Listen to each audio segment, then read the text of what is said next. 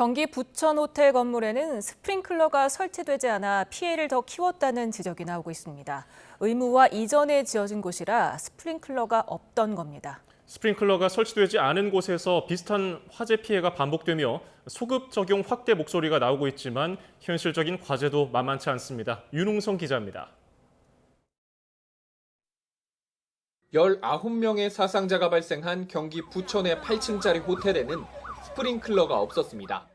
소방시설법상 6층 이상 건물은 스프링클러 설치가 의무지만 법률 시행이 2017년 이후라서 2004년에 지어진 해당 호텔은 대상이 아니었던 겁니다. 만약에 이 객실 내에서 화재가 발생했을 때 스프링클러가 정상 작동했다라고 한다면 복도 쪽이나 다른 이제 객실 쪽으로 화재가 확대되는 것들은 충분히 어느 정도 차단이 됐을 가능성이 있다 이렇게 보는 거고요. 요양병원 등 일부 의료기관을 제외하면 설치 의무가 소급 적용되지 않는 탓에 불이 날 때마다 스프링클러 미비에 대한 지적이 반복되고 있습니다. 2018년 18명의 사상자를 낸 서울 종로 9.19 참사 당시에도 스프링클러가 없었던 점이 피해를 키운 원인으로 지목됐습니다. 이미 2009년부터 규모와 상관없이 모든 고시원에는 간이 스프링클러 설치가 의무화됐었지만 9.19 시원은 2007년에 영업을 시작해 자동 소화 설비가 없었던 겁니다. 9.19 시원 참사를 계기로 모든 고시원에 간이 스프링 설치가 소급 적용됐고 이후 고시원 화재 사망자가 연평균 3명에서 10분의 1 수준으로 뚝 떨어졌습니다.